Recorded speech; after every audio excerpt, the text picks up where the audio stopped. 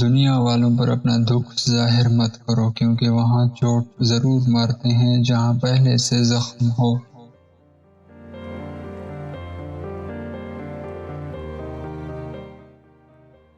لوگ ہمارے اندر ہمارا دکھ تلاش نہیں کرتے ہیں، ان کو اس تماشے کی کھوج ہوتی ہے جو ہمارے ساتھ ہوا۔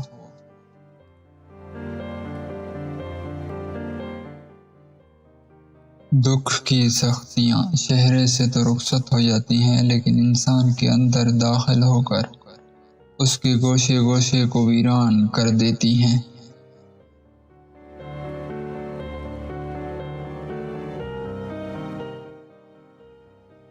ایک شخص حضرت علی رضی اللہ تعالی عنہ کی خدمت میں پیش ہوا اور کہنے لگا، یا علی، آپ فرماتے ہیں اللہ تعالیٰ نے زمین پر ہزاروں نعمتیں انسان کے لیے پیدا کی، تو یہ دکھ تکلیف اللہ تعالیٰ نے کیوں پیدا کی؟ تو حضرت علی رضی اللہ تعالیٰ عنہ نے فرمایا، اے اللہ کے بندے، شکر کرو کہ اللہ تعالیٰ نے دکھ کو پیدا کیا۔ اللہ تعالیٰ کے عظیم نعمتوں میں سے ایک نعمت دکھ ہے۔ شخص کہنے لگا، یا علی، دکھ میں نعمت ہے؟ تو حضرت علی فرمانے لگے، اے شخص، دکھ انسان کو مضبوط بناتا ہے اور خوشی انسان کو کمزور کرتی ہے۔ اللہ تعالیٰ جس انسان کو نوازنا چاہتا ہے، عظیم مقام دینا چاہتا ہے، تو اسے تکلیف، دکھ اور درد کی راہ بخشتا ہے، تاکہ وہ مضبوط بن کے اتنا سیکھ لے کہ اپنی منزل تک جا پہنچے۔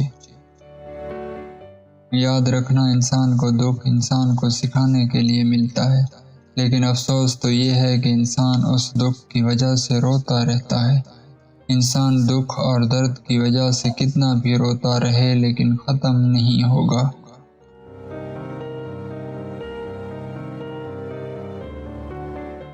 کیونکہ دکھ انسان کو رلانے کے لیے نہیں بلکہ اس کو سکھانے کے لیے آیا ہے۔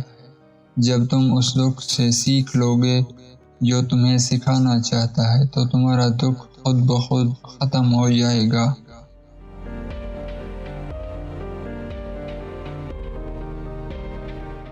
زندگی اتنی دکھی نہیں کہ مرنے کو جی چاہے، بس لوگ اتنا دکھ دیتے ہیں کہ جینے کا دل نہیں کرتا۔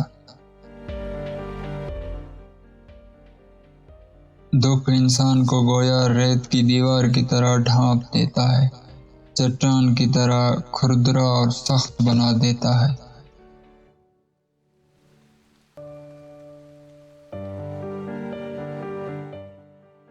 اللہ پاک کہتا ہے، کسی کو تکلیف دے کر مجھ سے اپنی خوشی کی دعا مت کرنا، لیکن اگر کسی کو ایک پل کی خوشی دیتے ہوئے اپنی تکلیف کی فکر مت کرنا۔